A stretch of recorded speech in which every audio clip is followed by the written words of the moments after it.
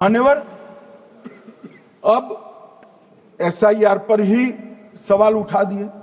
मान्यवर, इन्होंने कहा कि एसआईआर आज क्यों हो रहा है।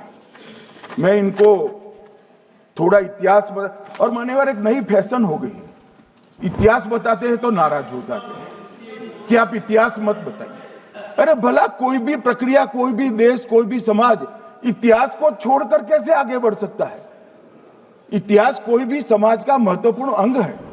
मान्यवर, हमारे लोकतांत्रिक इतिहास की शुरुआत 1952 से हुई। तो सबसे पहला गहन पुनर्निरीक्षण एसआईआर कब हुआ? 1952 में। एसआईआर की क्या जरूरत है वो कहते हैं, इसलिए मैं कहता हूं। तो उस वक्त प्रधानमंत्री कौन थे? जवाहरलाल नेहरू। किस पार्टी से थे? कांग्रेस पार्टी से। दूसरा कब हुआ? 1957 में। फिर जवाहरलाल नेहरू प्रधानमंत्री थे, कांग्रेस पार्टी से थे। तीसरा हुआ 61 में, उसमें भी जवाहरलाल नेहरू प्रधानमंत्री थे और कांग्रेस पार्टी थे। 65-66 में भी हुआ, एक ही गहन पुनर्निरीक्षण 2 साल में हुआ। उस वक्त भी श्री लाल बहादुर शास्त्री प्रधानमंत्री थे, कांग्रेस पार्टी थे। 83-84 में हुआ, इंदिरा जी थी। 87-89 में हुआ, राजीव गांधी थे।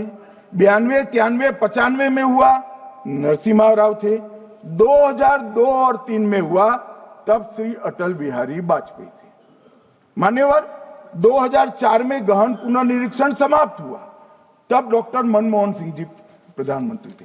तो 2, 3, 4 का एक गहन पुनर्निरीक्षण हुआ, एसआईआर हुआ। उसमें 2 साल एनडीए के प्रधानमंत्री थे, भाजपा के थे, और 1 साल डॉक्टर मनमोहन सिंह। 2004 के बाद सीधा 2025 में गहन पुनर्निरीक्षण हो रहा है और इस वक्त हम हैं।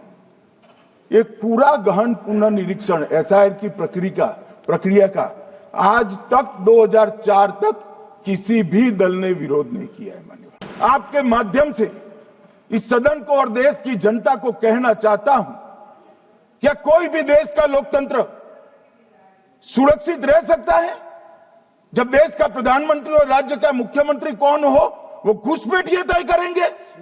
मान्यवर, नहीं रह सकते। एक मतदाता का एक से ज्यादा जगह पर वोट होना चाहिए। मान्यवर, एक से ज्यादा जगह पर वोट होना चाहिए। जो लोगों का मृत्यु हो चुका है, मान्यवर, जिन लोगों का मृत्यु हो चुका है उनका वोट मतदाता सूची में होना चाहिए। मान्यवर, ये एसआईआर और कुछ नहीं है, मतदाता सूची का शुद्धिकरण है। मैं मानता हूं इससे कुछ दलों के राजनीतिक स्वार्थ आहत होते हैं। मुझे उन दलों के प्रति एक प्रकार से अनुकंपा भी है, क्योंकि देश के मतदाता तो वोट देते नहीं है। ये थोड़े विदेशी दे देते थे, वो भी चले जाएंगे। मगर मान्यवर, क्या हमने भारत के नाते निर्णय करना पड़ेगा कि इस देश की संसद को चुनने के लिए, राज्य की विधानसभा को चुनने के लिए विदेशी को वोट देने का अधिकार देना है या नहीं देना है? और मेरा मत है, मेरा विनम्र मत है मान्यवर, कि ये नहीं देना चाहिए। If you like this video, then like, share and subscribe to Mirror Now.